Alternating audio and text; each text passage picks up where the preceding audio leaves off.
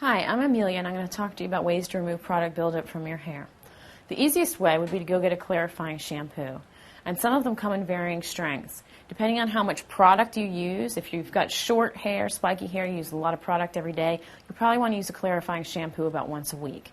If you are just kind of occasionally bringing product or chlorine out, then you'll probably only want to use it maybe once every 2 weeks, maybe once a month. You know best on how much product you need or you use and how much clarifying you're going to have to do. If you can't get a clarifying shampoo, another thing that works well is baking soda and water. And you would actually just apply that to your hair, make like a light paste, apply that to your hair and shampoo it in. You could even add it to a little bit of your shampoo, emulsify it through the hair, let it sit for a little bit, and then you could finish it off with a little bit of apple cider vinegar, and that will actually add a lot of shine and also remove the coating of any products.